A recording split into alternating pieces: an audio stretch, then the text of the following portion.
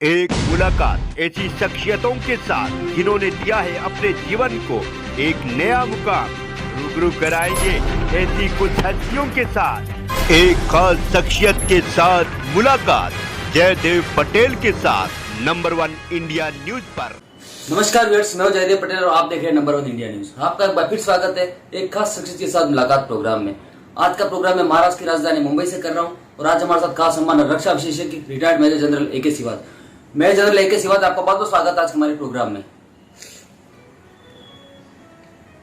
जी जी major general सिवात, आपसे हमारा पहला सवाल है कि लद्दाख के क्षेत्र में जिस तरह से इंफ्रास्ट्रक्चर मजबूत हो रहा है, आईटीबीपी में भी जो रिक्रूटमेंट है उसको मंजूरी दे दी गई, जिसकी एक लंबे समय से मांग भी थी, और अब ऑल वेदर टनल को भी मंजूरी मिली है। इस पर हम आपसे जानना चाहते हैं कि लद्दाख में जिस तरह का खतरा बना रहता है और इस बीच ये तैयारी आपको कैसे लग रही है?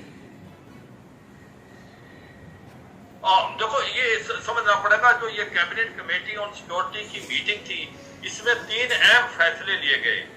एक तो लिया गया है कि जो आईटीबीपी की 7 इन्फेंट्री बटालियन रेंज होंगी, आईटीबीपी की बटालियन, अभी तक वो 56 बटालियन थी, 7 मिलकर 63 है, और वो जो डिप्लॉय होंगी वो अरुणाचल प्रदेश में होंगी और एक सेक्टर हेडक्वार्टर होगा। उसकी वजह यह है कि अगर आप देखें, लद्दाख से लेकर अरुणाचल प्रदेश का जो लाइन ऑफ एक्चुअल कंट्रोल है वो 3488 किलोमीटर है, और किसी समय में अरुणाचल में असम राइफल भी डिप्लॉय होती थी, जो अभी म्यांमार बॉर्डर पे है। तो कहीं ना कहीं गैप थे जो जरूरी थे कि वो फिल हो, क्योंकि ITB first line of defence है। जो आर्मी है वो पीछे होती है, आगे आईटीबीपी होती है।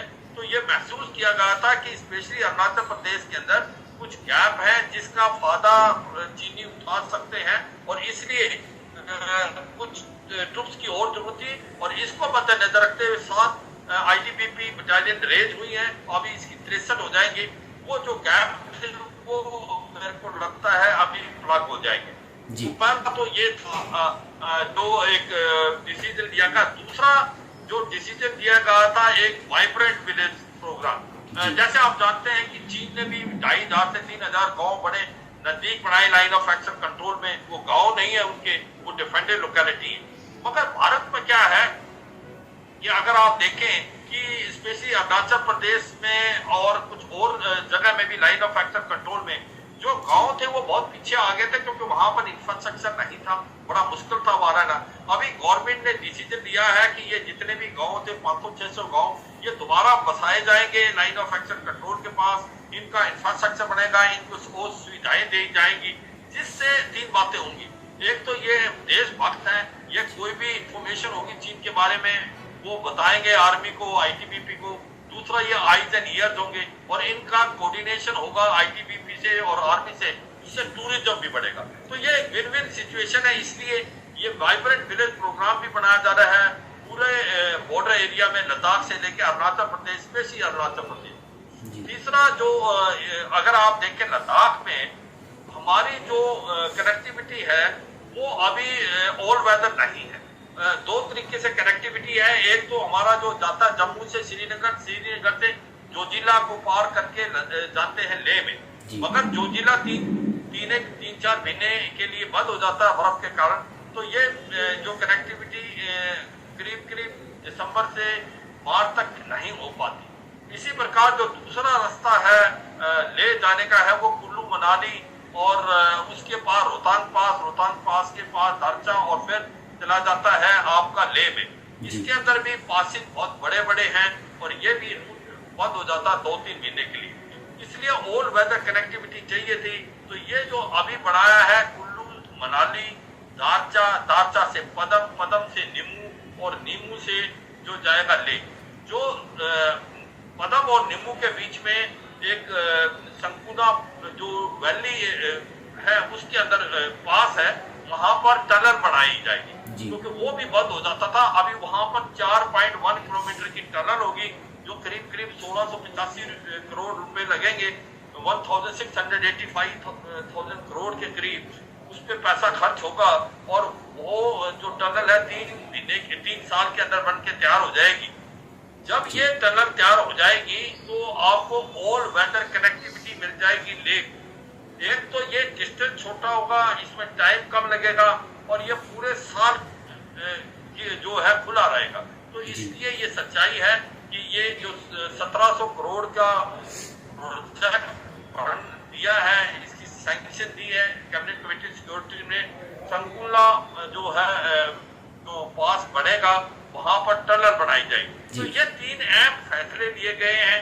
मगर मैं इसके अंदर यही जोड़ना चाहूंगा कि चीन बड़े जोरों से अपना इंफ्रास्ट्रक्चर बना रहा है और वो हमारे से 50 से 1 साल आगे था, क्योंकि उसने पहले स्टार्ट कर दिया था। हमने 10 साल से ज्यादातर जो प्रेजेंट गवर्नमेंट आई है तब ज्यादा पुश मिला है। हम भी सड़कें बना रहे हैं, ये सच्चाई है। चीन ने पहले भी आगे थे और उन्होंने अपने लास्ट 3-4 साल में गलवान के बाद भी सड़कें बनाई हैं, टनल बनाई हैं। उन्होंने लॉजिस्टिक सप्लाई डिपो बना लिया तिब्बत ऑटोनोमस रीजन में। वो एक नई रेलवे लाइन बना रहे हैं जो कि सिंगजांग से नासा जाएगी, जो वेस्टर्न हाईवे के पैरेलल है। उन्होंने अपने जो एयरफील्ड थे उसको अपग्रेड कर दिया है। उन्होंने जो बॉर्डर विलेजेस बनाए बॉर्डर एरिया में। ये सच्चाई है, जो चीन है वो भी अपना इंफ्रास्ट्रक्चर डेवलप कर रहा है। जी मैं जनरल सिवाच, हमने देखा कि ईस्टर्न लद्दाख में पिछले 2 सालों से जिस तरह से चीन आक्रामक रहा, किस तरह की मुश्किल आती थी सेना के जवानों को वहां पर पहुंचने में और कितना समय लग जाता था, और अब जब इस टनल की बात कर रहे हो तो कितना समय कम लगेगा, ऐसा आपको लगता है? देखो बहुत फर्क पड़ गया है, क्योंकि एक तो पहले क्या था कि हमने जो इंफ्रास्ट्रक्चर डेवलप किया लद्दाख से अरुणाचल प्रदेश को काबिल तारीफ है। हमने सड़कें बनाई, टनल बनाई, हमने ब्रिजेस बनाए, हमने लॉजिस्टिक सप्लाई बना ली। हमारा अभी हैबिटाट बन गया है 3-4 डिवीजन रहने का लेह लद्दाख के अंदर, जहाँ पर 1-2 डिवीजन थी। तो ये बात है। और अब होगा क्या कि अभी तक हमारी जो मूवमेंट थी वो हवाई जहाज से होती थी विंटर्स में और बहुत कॉस्टली पड़ता था लॉजिस्टिक सप्लाई। जब से ये संकुला पास बन जाएगा, ये जो कनेक्टिविटी हो जाएगी कुल्लू मनाली दारचा पदम नीमू ले, तो उससे क्या होगा कि आपका कॉस्ट भी कम होगा और आपका एक प्रकार सप्लाई भी जल्दी पहुंचेगी। एक और मैं चीज आपको बताना चाहूंगा इसके अंदर, अगर आप देखें कारगिल की लड़ाई में हमारे को बड़ी प्रॉब्लम आई थी कारगिल से दराज जो जोजिला वाला रूट है उसके अंदर, क्योंकि वो पाकिस्तान की ऑब्जर्वेशन के अंडर था और वो पाकिस्तान उस पर फायर करता था हमारे कन्वॉय पे। तो हमारे कन्वॉय रात को ही चलते थे। मगर ये जो रूट है ये डेप्थ में है, ये ना आर्टिक फायर चीन कर सकता, ना पाकिस्तान कर सकता, ना उसको इंटरडिक्ट कर सकता। तो इस रास्ते के 3 फायदे, एक तो इसको इंटरडिक्ट नहीं कर सकता चीन और पाकिस्तान के आर्टिक फायर से, मिसाइल से। दूसरा ये छोटा है। तीसरा इसमें टाइम कम लगेगा। चौथा इसमें ऑल वेदर कनेक्टिविटी आएगी। तो ये बहुत ही एक गेम चेंजर है। और इसीलिए अब जो लद्दाख के अंदर हमारा जमावड़ा बहुत ज्यादा हो गया, हमने एक आर्मर्ड ब्रिगेड भी रखी है, 4 डिवीजन भी रखी है, उसका हमने इंफ्रास्ट्रक्चर बना लिया। तो मैं चीन के बारे में बता रहा था कि कैसे उन्होंने इंफ्रास्ट्रक्चर बनाया है, मगर ये सच्चाई है भारत ने बहुत इंप्रूवमेंट किए लास्ट 10 साल में। हमने दरबुक शोक दौलतबेग रोड बनाई, हमने रोडों का एक प्रकार से पूरा बिछौना सा बिछा दिया है पूरे लद्दाख से अरुणाचल तक। बहुत सड़कें बन रही हैं, ब्रिजेस बनने हैं, टनल बनने हैं और उसके बाद लॉजिस्टिक सप्लाई डिपो गाँव हो जाएंगे। तो ऐसा लगता है कि अगले 5-10 साल में हम चीन को कैचअप कर लेंगे। तो ये सच्चाई है कि काफी बढ़ोतरी हुई है। हमारा भी इंफ्रास्ट्रक्चर, हमारा वेपन सिस्टम, मॉडर्नाइजेशन हम बहुत ज्यादा कर रहे हैं अपने वेपन सिस्टम में, वो काबिल तारीफ। मैं जानना इस बात आपसे, हमारा क्लोजिंग क्वेश्चन है कि चीन के खतरे से निपटने के लिए भारत की तरफ से लगातार तैयारियां की जा रही है, ये कितनी अहम तैयारियां हैं? देखो सच्चाई है कि चीन पे आप भरोसा नहीं करते। चीन जो है कहता कुछ है, करता कुछ है। एक तो आपको पता है जो अभी तक डिसएंगेजमेंट हुई है वो 2 और 3 जगह से हुई है, अभी भी कुछ जगह रह गई है। वो ये गोगरा हॉट स्प्रिंग नॉर्थ और साउथ पैंगोंग में, दैप्सांग में और दैपचौक में अभी भी है। और ऐसा लगता है दैप्सांग से वो वापस शायद नहीं जाएगा, क्योंकि दैप्सांग से उसको स्ट्रेटेजिक एडवांटेज है। दैप्सांग से वो डायरेक्टली नुब्रा वैली और साइचन ग्लेशियर जा सकता है डीपीओ बाईपास। और ये एक ऐसा सेक्टर है जहां पर कोलूजन हो सकता है चीन और पाकिस्तान का। चीन जो है ईस्ट से, गिलगित पाकिस्तान से, चीन जो है साइचन से और पाकिस्तान वेस्ट से, गिलगित पाकिस्तान से नुब्रा वैली को सैंडविच कर सकते हैं साइचिल को। तो ऐसे को मद्देनजर रखते हुए चीन अपनी तैयारी कर रहा है, और ये जो दमसंग का एरिया हमारे लिए भी इम्पोर्टेंट है, डीपीओ स्पेशली, क्योंकि यहाँ से हम इंटरडिक्ट कर सकते हैं उसका नॉर्थ साउथ जो में जाता है, उसका वेस्टर्न हाईवे भी सिंजांग से रास्ता जाता है, इसी प्रकार काराकोरम हाईवे भी, इसी प्रकार चाइना पाकिस्तान इकोनॉमिक कॉरिडोर।